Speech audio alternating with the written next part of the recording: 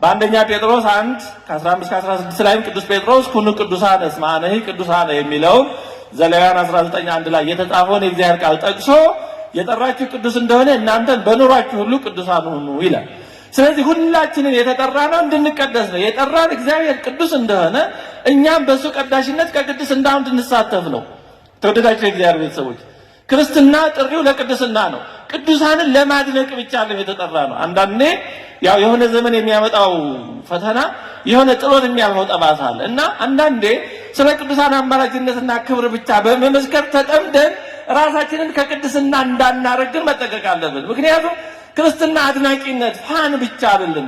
ስለ ቅዱሳን ብቻ አድንቀን የምንለይበት አይደለም።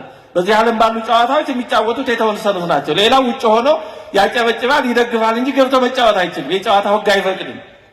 ክርስትና እንደዛ አይደለም። ስለሆኑ ቅዱሳን አድንቀን ብቻ የምንቀርበት አለ። ለዚህ ነው ቅዱስ ጳውሎስ በዕብራውያን መልእክቱ ምዕራፍ 12 ላይ ትቀደሱ ዘንድ ፈልጉ፣ ያለ እርሱ ማለት ያለ ቅድስና እግዚአብሔርን ማየት የሚችል ሰው የለም ይላል። የተወደዳችሁ የእግዚአብሔር ቤተሰቦች ከእግዚአብሔር ቅድስና ካልተሳተፍን እግዚአብሔርን ማየት አንችልም። ምክንያቱም እግዚአብሔር በባህሪው ቅዱስ ነው። እንግዲህ ቀኖናው እንደዚህ ቃሉን መስማታችን፣ ንስሐው፣ ቃል እግዚአብሔሩ፣ ስጋው ደግሞ የተዘጋጀው እኛን ለመቀደስ ነው፣ እኛ እንድንቀደስ ነው። ስለዚህ ይሄ ክርስትና ጥሪ ሰዎችን ለመቀደስ ነው።